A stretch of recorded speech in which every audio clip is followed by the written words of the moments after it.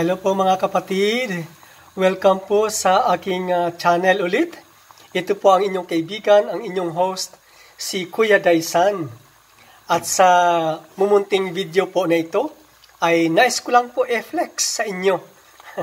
Ayan, wala pa akong may gawang content, kaya ito na lang po. Pagka ganun man, maraming salamat pa rin sa inyong support, sa inyong Kuya Daisan, sa channel na ito, at sa mga video na aking ina-upload. Lagi kayong nakaabang at tinatangkilik nyo ang mga video na akin pong ibinabahagi. At sa video po na ito, ay nais ko lang pong i-share sa inyo habang ako po ay nagpapakulo ng itlog. Ayan, i-share ko lang po sa inyo kung paano ko po tinitingnan kung luto na ang loob ng itlog na aking pinapakuluan. Ayan, kukunin ko po siya. Ayan, dadaling ko dito sa ano. Ayan, hindi pa siya, ayun, mga kapatid, kung titingnan nyo po, kapag, halimbawa ito, kukunin ko tayo, kasi binalik yung isa Ito, kukunin itong isa na hindi ko pa kinuha. Halimbawa yan, dadaling ko kaagad dito sa labas. Kapag kayan ay natuyo kaagad, ayan, natuyo siya kaagad, ibig sabihin po niyan, ay luto na. Luto na po yan. Kaya papatayin ko na siya. Papatayin ko na po yung apoy. Although, wait lang, kukuha muna ako ng palamigan. Ito. Kumuha muna ako ng palamigan. Tapos, lalagyan ko na ng tubig. Kasi ang tubig po dito sa Italia ay sobrang malamig. Kaya yung cold water lang. Ayan, kasi dyan ko siya ilalagay. Ayan. Yung sabi ko nga po kanina mga kapatid, nung ilabas ko yung itlog ay natutuyo kagad. Ibig sabihin, siya po ay luto na. Kaya ang gagawin ko ngayon, papatayin ko na po yung apoy. Ayan, papakita ko lang po sa inyo. Pati yung apoy, pinakikita no. Ayan, pinatay ko na. Tapos naan, ang gagawin ko naman, yung napaang tip ay pag natuyo kagad, ibig sabihin luto na. Ngayon, ilulublob ko siya kaagad sa malamig. Ilulublob ko siya kaagad sa malamig para pag mamaya naman, pagbalat ko ay hindi siya madikit. Hindi siya madikit doon. Hindi siya madikit. O kaya, pag minsan naman, binabasag ng kaunti, basagin ng kaunti para pasukin siya ng tubig. Pwede naman ganon. Ayan. Pero ibig sabihin, binababad talaga sa malamig na tubig. Ayan. Binababad ko siya. Kumbaga, yun lang ang isa sa aking paraan kung pag ako ay naglalaga ng itlog para makita ko kung luto na. Ayan, sinusubukan ko siyang kunin dito and then dadalhin ko dun sa ilalayo ko siya dun sa fornello or sa tawag doon dito sa stove. Ngayon, titingnan kapag kayon ay natuyo na siya kaagad, ibig sabihin luto na. Pero kung hindi pa po siya natutuyo, hindi siya natutuyo kaagad, masa-masa pa, ibig sabihin siya po ay hilaw pa ang nasa loob ng itlog o kaya malasado pa. Ito, hindi na po siya malasado. Sigurado nang hindi malasado dahil pag nilagay mo dyan, pag inalis mo dun sa stove o kaya pag nilayo mo dyan dito sa pinaglalagaan ay automatic siyang, immediate siyang natutuyo kagad. Ibig sabihin siya po ay luto na. Ang nandun sa loob ng itlog ay luto na siya. Ayan. Ito po mga kapatid ang aking dalawang itlog. Ganito po kalaki ang dalawa kong itlog mga kapatid. Mahala na po kayo mag-isip mga kapatid. Ayan, magkadikit ang dalawa kong itlog mga kapatid. Ito pong dalawa kong itlog ay magkadikit siya. Ayan. At ang sabi nga po natin kanina, ang aking dalawang itlog ay luto na. Mahala na po kayo mag-isip mga kapatid ha. Good vibes lang. Ayan. Yan po ang aking luto ng dalawang itlog. Yan po ang, kumbaga, siguro, yung iba naman sa inyong nanonood nito, o kaya nakakapag-replay, ay alam na yung tip na ganun. Yun na lang po ay, dahil alam nyo na po, yun naman po ay isang reminder kung sakaling nakalimutan nyo na po. Ayan, at kung halimbawa hindi nyo pa po alam ang ganung tip, yun po ang tip mga kapatid. Makikita ang itlog na nilalaga, kapag kinuha mo siya dyan, tapos pag nilayo mo siya, ay nakita mong automatic natutuyo.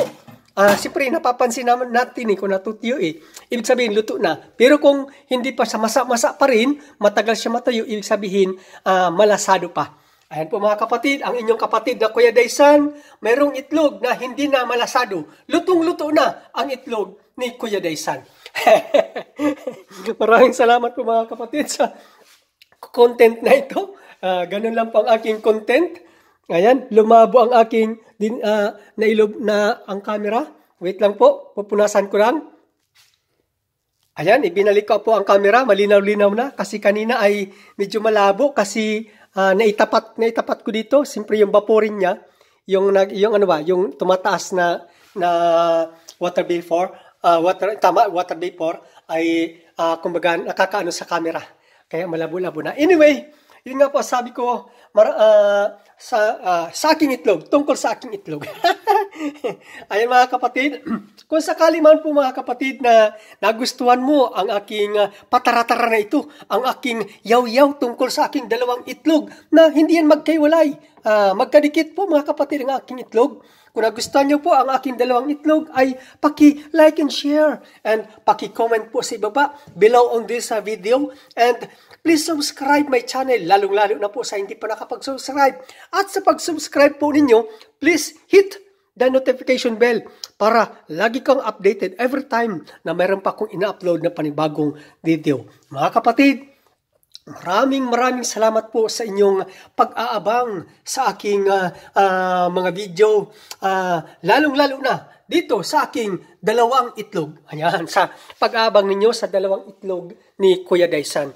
Maraming salamat po at hanggang sa muli na ating pagkikita sa susunod kong upload na video. At mga kapatid, tulad ng sinasabi ko nung mga nakaraang video, kung nais nyo po na magpa-shoutout sa susunod kong video, please write your comment below on this video related dito sa video na ito na pinapanood ninyo, na palabas ko ngayon tungkol sa aking dalawang itlog.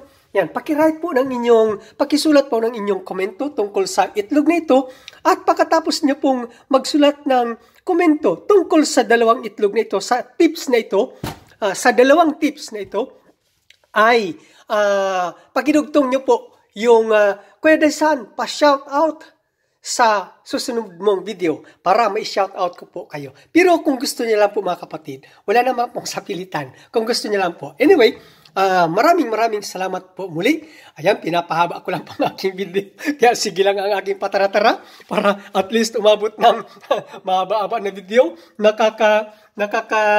Ayan, 59, ayan, nakaka 8 minutes na kahit papano. Naka 8 minutes na. Ayan mga kapatid, gagawin ko sandali po mga kapatid, magtyaga-tyaga. Pa po muna kayo dyan, 1 minute pa para at least maging siyam. Kasi po mga kapatid, another na tip, yung content po natin, video na more than 9 minutes, yun po ay pwedeng dagdagan natin ng mga ads.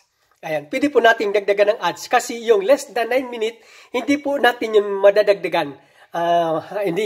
Kung ilan lang ang ilalagay ni YouTube sa ating video, ay yun lang po yun. Samantalang, yung content natin, video content natin na more than 9 minutes ay nadadagdagan po natin ng ads. Anong gagawin? Pupunta lang po tayo dun sa ating, syempre, magsa-sign in tayo dun sa ating YouTube account. Pag naka-sign in na tayo, i-click natin sa right upper corner, yung ating icon, and then i-click natin yung YouTube Studio. Pag na-click na yung YouTube Studio, i-click natin yung content, at pag na-click yung content, mamimili na kayo dun sa mga video. Pupuntahan nyo na yung mga video na long form videos na more than 9 minutes. And i-click nyo yun, and then doon po ay meron doon na nandun sa mga doon sa iba, scroll up nyo lang po, nadadagdagan po yun doon. Nadadagdagan ang Pero kung sakaling kung hindi nyo pa po makuha yung sinasabi ko dito, pwede nyo pong i-comment na Kuya Daysan, pakigawa po ng tutorial para maigawa po natin ng tutorial kung paano po mag-add ng ads. Kung paano magdagdag ng mga ads sa ating content. Ayan, na more than 9 minutes na tayo. 9 minutes and 50 seconds. Maraming salamat po muli sa inyong panunood. Ayan, ito magpapakita tayo. Sana makita ako. Ayan, di ko sigurado kung makikita ko. Anyway, yan po, magpapaalam na po ang inyong Kuya Rizan. Maraming salamat po sa inyong lahat. Ito po ang inyong Kuya Rizan, nagpapakita ng kanyang 2 itlog. Wow!